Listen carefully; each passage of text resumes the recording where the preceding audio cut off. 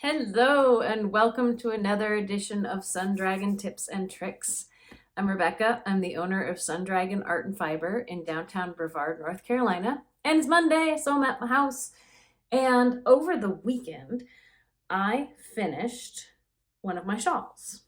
This is, well, let's see if I can get it. This is the Shimmering Pearl Crescent Shawl. It is a single skein of fingering weight yarn. I thought it'd be a great way to show you how to block a shawl. Not all shawls are the same. Crescent shawl, I might have some slightly different advice than if we were blocking a triangular shawl. I'm going to take you through some drawings I made because I like to do the drawings, and then we're going to actually go through the process. It's going to be a little bit like my how to block a sweater that I did. And we're going to talk about, it's super curved here, and sometimes you want to keep the curves in and sometimes you don't on a crescent shawl. That's what can make it a little bit different than a triangular one. Tends to not be as deep as triangular ones, so we will just see what happens. So let's get to it. Let's go through really briefly some pictures before we get into the actual action of doing this, just to go over our steps. So wet blocking a crescent shawl. Now, some of this might work for other types of shawls, and some of this might be a little bit different. The first step that I do, so I called it wet blocking because there are different ways to block. This is about immersing it in water. So step one is to soak it in lukewarm to cool water, and adding some wool wash is optional. Something like Eucalyptus or soak, something that is going to be gentle on your hand knits or hand crochets. I don't recommend using like actual store detergent. I've heard that can strip some of the chemicals, the natural things that you want in your hand knits can strip them out. I honestly, the wool wash being optional, I don't use it. I just use water. What I recommend is getting a basin and filling it with lukewarm to cool water, sticking your garment right in there, and I'd say a minimum of 10 minutes. Flip and squish, like really flip it over maybe once halfway through that. Squish it gently, get the air bubbles out. What you really want to do is you want to get the fibers fully saturated. That's what we're going for, is we want this thing really, really wet. Now, that doesn't mean that you're laying out your piece soaking wet. That will take forever to dry. So step one was to soak it. Step two is to remove as much of that water as possible. And that might seem really, really weird. It might sound counterintuitive, but the thing is, if your fibers are saturated, you just want it damp. If you take as much water back out again, it will still be doing the process of blocking, which is really trying to set your piece in a good shape that you would want it to be in. The theory is the first time you wash a garment, you have a chance to help the stitches settle into place. I've often have the question of, do I need to do this every time I wash it? In theory, no. It may not keep its full shape that you're doing right now, but this is the time to really try to get things as straightened out as possible. So remove as much water as possible in the second step. When you're first lifting it out of this basin, I recommend squeezing. Don't wring it because that can mess up your stitches quite a bit. It can flatten things. We're just going to gently squish it to get the first layer of water out. And then there are two methods, and these methods are going to depend upon your comfort level with them or your ability to do them. I recommend A or B. Part B, not everyone could do because not everyone may have the equipment. The tried and true method that many people use is to roll it in towels. Roll it up in towels, your knitted piece, and I call it monster hugging it. You really, really want to squish it as much as you can. So here's my towel. My piece is in there in the center. It's been rolled up in it. So our knitted piece is in there somewhere. Completely encase it in these fabric towels and squeeze, squish, hug. You can hug it. You can step on it. Repeat this multiple towels if you need to until you're really not getting much water out of it anymore. I guarantee you will not fully dry it with this method. It will still be damp for you to lay out. The other method is the spin cycle, and the spin cycle only on your washing machine. So your piece goes right in the washing machine. Set it to spin and go. If it's a small piece like this kind of shawl, some ways to get around the washing machine if you're terrified of doing that, I promise it will work. Or if you don't have a washing machine, you also can use, if you have a salad spinner, if that is one of the gadgets you have in your kitchen that you can push and it will spin it, anything that the centrifugal forces will force the water out. Once you've gotten as much water out as you can, if you have blocking mats, the next step is going to be laying your damp piece out on the blocking mats and pinning it down into the shape you want it to take. There's two things you need for this step. You need something to pin it into, and you need pins. If you don't have blocking mats, which are specially designed, they're usually foam and they're specially designed for you to stick pins into, you can pin this onto something else in your house. For small pieces, I've seen people use ironing boards, other things. It needs to be something that you can stick a pin into. So a mattress, your carpet. Some people I've seen lay out corrugated cardboard on top of a table. It needs to be big enough for the work you have ahead of you, and you need to be able to stick pins in it to keep its shape. And on top of that, it needs to retain the shape with those pins. And what I mean by that, I just put here, you need something that will not contract and can hold its shape. Either will not contract or can hold its shape. By that I mean, if you lay out towels on a table and you stick pins into them, the towels are probably going to go whoop, and it's not going to keep its shape. If you pin it to a mattress, that's going to work. A trick that we have picked up along the way, to put it down here. If you don't have blocking mats, it's recommended you put something that a non-absorbent layer in between your piece and what you're pinning into. Blocking mats are often designed to be non-absorbent. There's two reasons for this. To have something between what you're pinning your object into and your piece. And one of those is that non-absorbency. So like plastic, like a shopping bag, a garbage bag, something that's clean, is that it will help the moisture go out instead of soaking into, say, especially your mattress, because then it can take forever to dry. The other thing, I mentioned the clean part, if you're pinning something down to your carpet, you may have no idea how filthy your carpet actually is, even if it's recently been cleaned. Well, if it's recently been cleaned, you don't want those chemicals coming into your piece. So it protects your piece from whatever you're pinning it into that could be dirty. And it's also helping it dry faster. Again, if you have blocking mats, that's the way I go. For pins, there are lots of different types of pins. I think in my other video, I showed them off a little bit. You have quilting pins.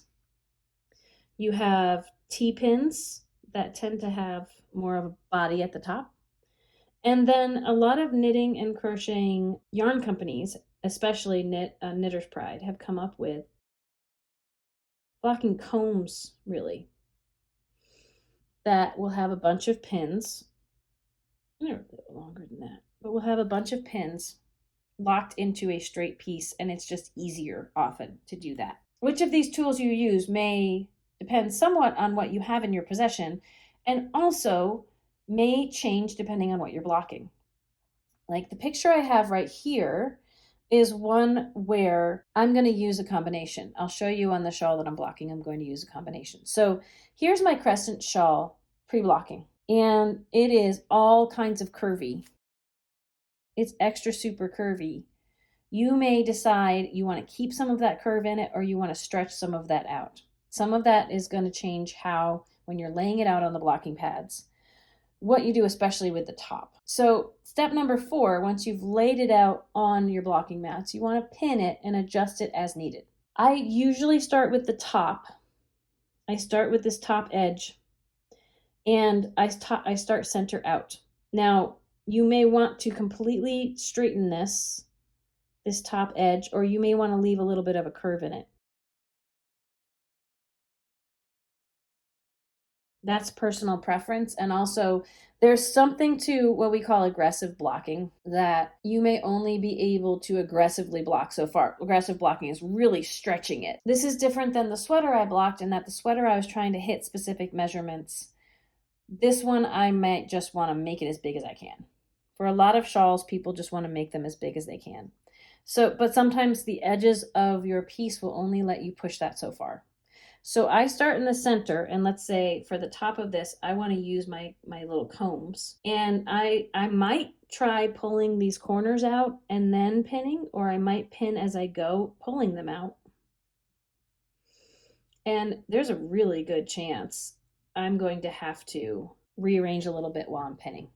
I want the pins to go straight in or at an angle to kind of keep them pulled apart. So angled in towards the center. We'll go over that when I actually do block it. Now, the bottom part of this, sometimes it's the edges in that I want to do, and sometimes it's the center out. If this was a triangle, I would want to yank the center down as far as I could and then even out the edges.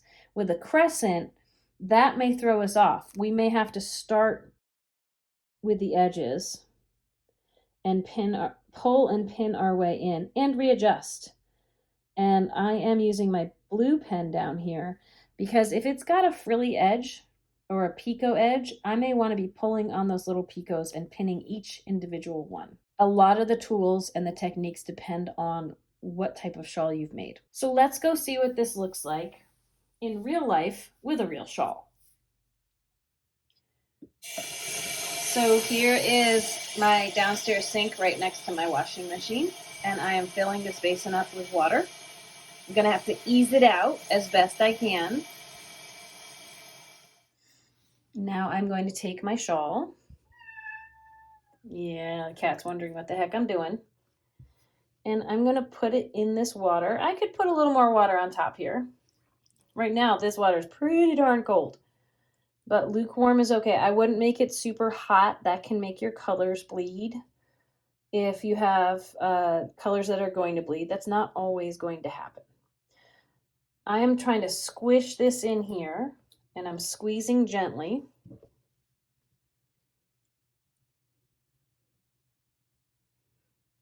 It is going to want to float a little bit. Just letting y'all know that's going to happen. I'm going to add some more water.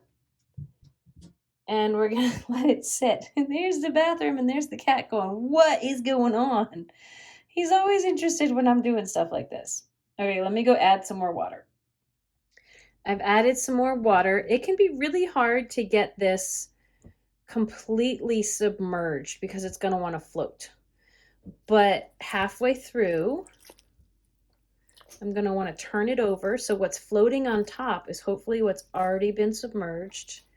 I'm going to give it a little bit more of a squish. And I'm going to let it sit here for about 10 minutes. I might flip it one more time before I come back. All right, this has been soaking as I've made lunch. And before I eat my lunch, I'm going to dump it into my washing machine. If I wasn't going to use my washing machine, I would gently squeeze this out. I'd probably ease out the water, dumping it into a sink really gently. And I would squeeze this guy and then roll it in towels. And do the burrito thing where I'm hugging it. And then I'd roll it in another towel if that got soaked through. Like I take the wet towel off, next towel, until it was done. But this is much easier, believe me. And by this, I mean putting this guy right in the washing machine. It will splash back out at you if you do it too fast, but that did a little splashy, right? I'm just pouring the whole thing in there because that's what the spin cycle is for. The spin cycle usually happens when there's a ton of water in here. I'm reaching down in here. I'm so short. I'm reaching down in here to redistribute this as best I can. Don't necessarily want to get it caught up in this centerpiece, but it'll spin better if it's not all lumped on one side. So,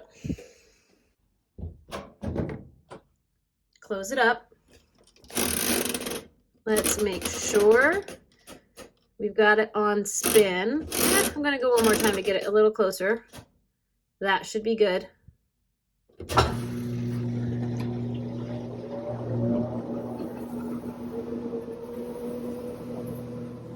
I can hear it there on spin cycle.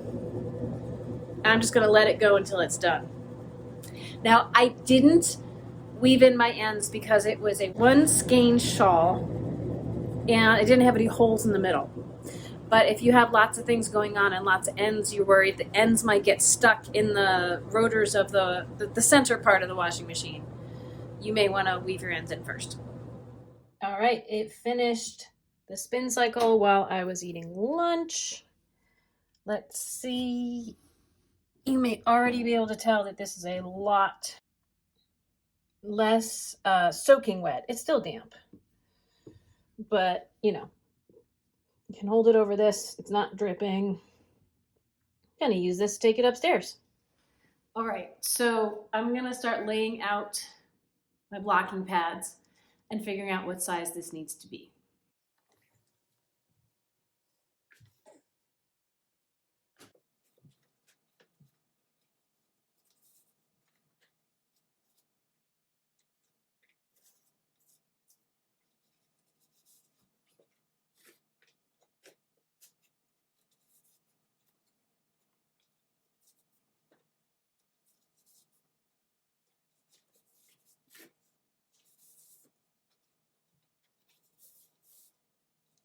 Other than having a big patch of sun coming in, this looks pretty good. I'm not as worried about it being the right size for what the pattern said. Sometimes with shawls, you just want to aggressively block and get them as big as you can. Each of these mats is about a foot wide. So I've got about 5 feet across and 2 feet down, and I have extra pads in case I need them. I'm gonna take out, here's what I brought up with me. Here's my still damp, not soaking wet, but still damp. Yeah, there's spots of this that are a little bit extra damp. I could have spun it out again. I'm gonna try just draping it out to see what I get. And remember I said sometimes I'm gonna start, I'd like to start with the top of this. And it's still, I could pin it with a nice curl if I wanted to. What I often like to do with shawls is try to get the top as straight as I can. So I think I can even start with the top edges and go in or in and out, as I told you all. I'm not sure. If I want to try to do this straight, it's going to go a little bit off. I might just have to put extra pads down there, though. I like taking the center. And remember I said it may not be perfect the first time. I might have to fudge this quite a bit. Let's try pulling this straight. Try not to have your combs or pins too far apart, or else you'll have buckles. I can always use filler though. Let's try doing this straight and see what happens.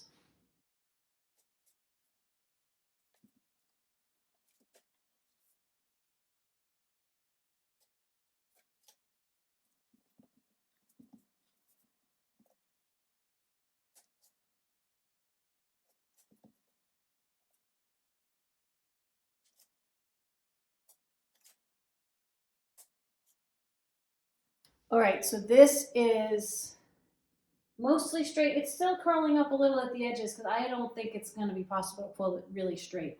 Now I could start with the center. This has a picot edging, so I'm probably going to be pinning the center. I'm probably going to be pinning the little picots, pulling them out. And I'm probably going to have to readjust quite a bit.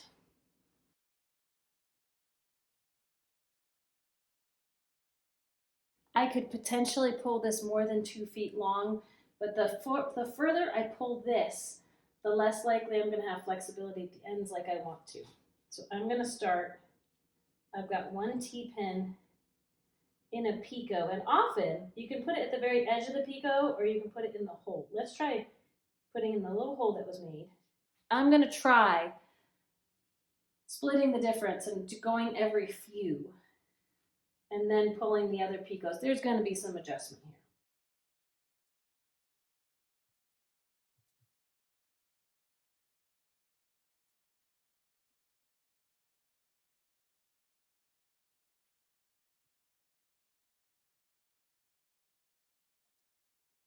I'll do the same thing on the other side. Eventually, I want to make sure that everything is arcing really nicely. For now, I'm just kind of playing around.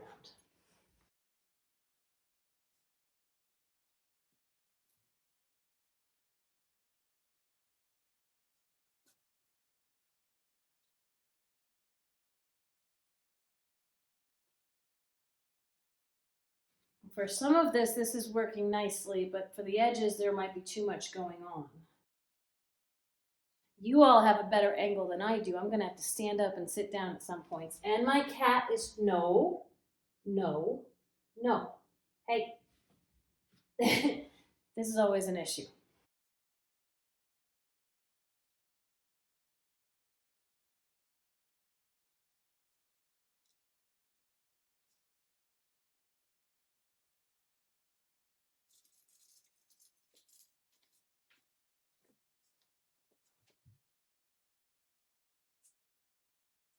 Again, as I'm pulling these, I am angling them back when I push them in towards that. So I'm not sticking them straight, I'm angling them back. I can see that the center is going to work really well, but the edges may be really off, and I'm just going to have to play around with that. So I'm going to grab a handful of pins and hood over to the side, which may or may not be in camera, and see what I can do.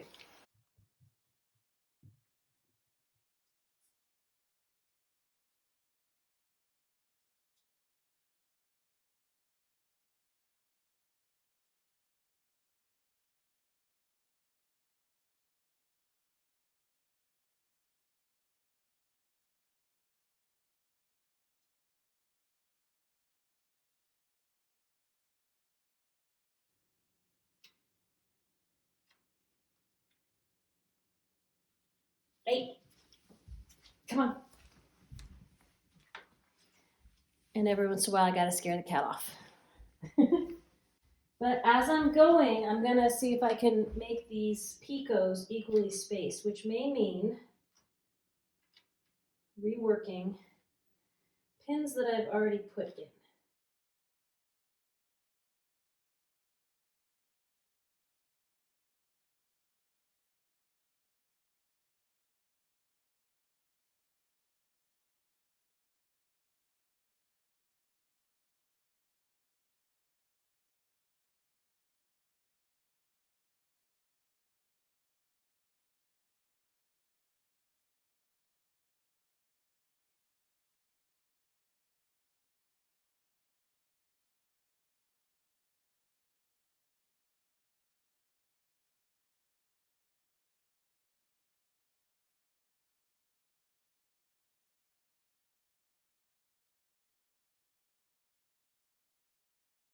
Almost done with this half. You may be able to see it in the overhead shot, but those are closer together than over here, and some of that is just the nature of the crescent. There's only so much I'm going to try to redo that. I think I'm okay with these picots having a bigger arc over here and a smaller one over there, but I may go play around with it. Hey, hey, hey, hey, come, come on. I may rework that a little bit.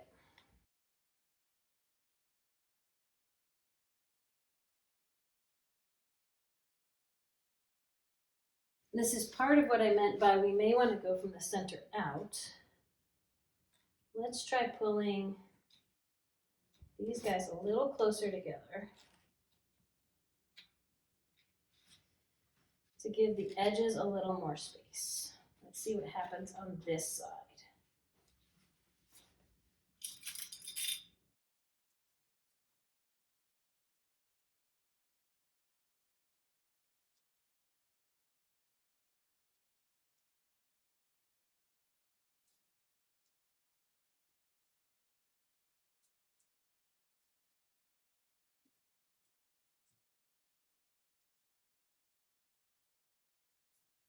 You can see there's a lot of flexibility depending on where I pin these. And it's not set in stone until it dries. And even then, it's not necessarily set in stone. So you can really play around with where you want your picots to go.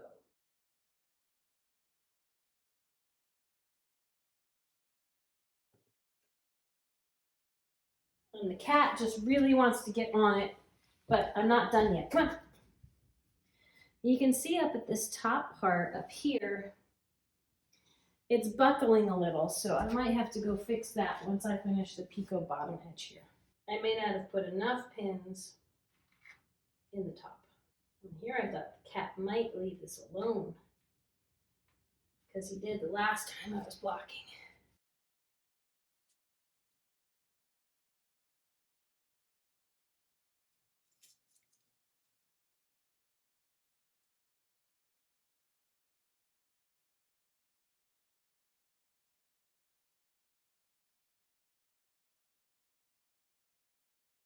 Now I've got a pin in each picot, but I'm going to go back and rearrange and see if I can distribute them a little bit better.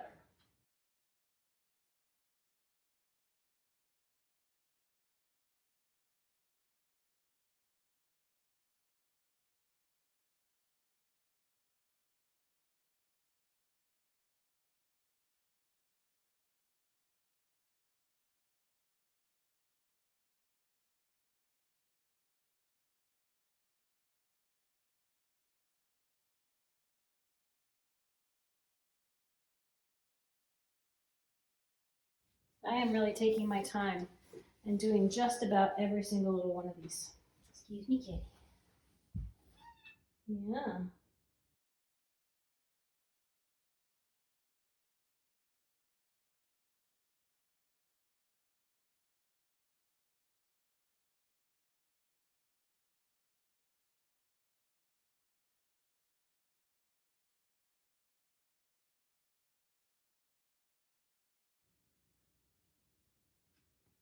Seriously, cat?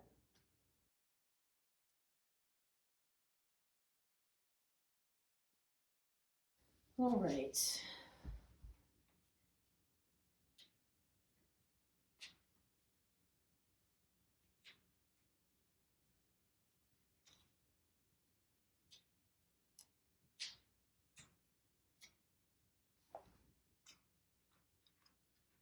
Didn't really like this section, so I'm gonna redo it.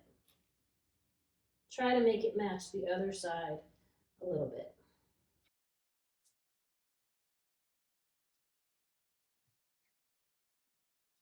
Sometimes pins over here will pull at pins over here.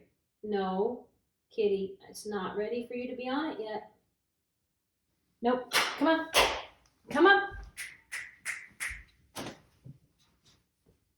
I will let the cat go on it when I'm done, but I'm not done yet, so I'm really surprised he hasn't gotten really, really mad at me. I'm going to try to fix the buckling up top there later.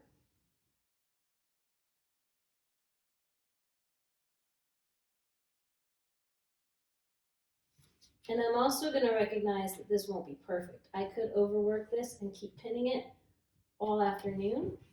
I got other stuff to do. So at a certain point, I'm going to say that's as good as it's going to get. All right, let me see if I can fix the top edge here.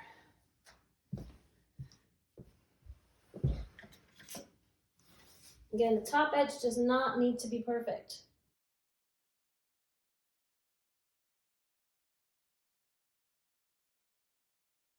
And some of this is really tight.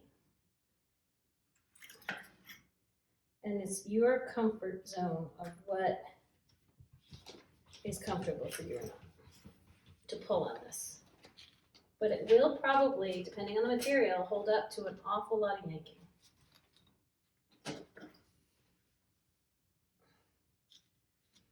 And this is why I like to have more than one set of these knit blockers.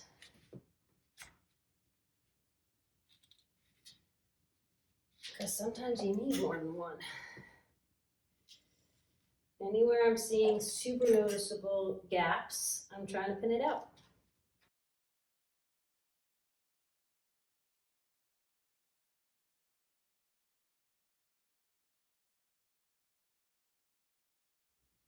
All right, it is probably not perfect. And you may or may not be able to see the difference in here because the light is on it. But I'm gonna leave this to dry. There's some wobbling in here, and I'm not super stressed about that. Some of that may become an interesting wave, and some of that may come out after I release it. So I'm just gonna see what happens. Since this, where the light is from outside, is really bright, we're gonna slide it down and see if y'all can see what I did. Is it still in screen? Yeah. Let's slide it over. It's another thing about these blocking mats on a hardwood floor. There, before I shut the camera off, you can see how much it's grown. It will probably not retain this size because, yeah, there's the cat. Because it'll shrink a little when the pins come off. But now that I'm mostly done, yeah, I know you're looking at me. Now that I'm mostly done with pinning it, I'm just gonna leave it and leave him so there's less of a chance of his claws digging in. And we'll see what it looks like when it's done, but I'm gonna publish this video before it dries. Hi, kitty. Thank you all for joining me today. I'm gonna sign off from right here, and hopefully I'm in video. Go over here a little more. Hello. Join me next week where we'll do something else. Ugh, trying not to sit on the pins here. Please consider subscribing, all that good stuff, and at least give this a thumbs up. Give it a watch. Share it with a friend. There's patreon.com. We are ever grateful for our patrons. Thank you for supporting us. Patreon.com/sundragon. And as always, may your crafting be filled with joy and confidence. Bye-bye.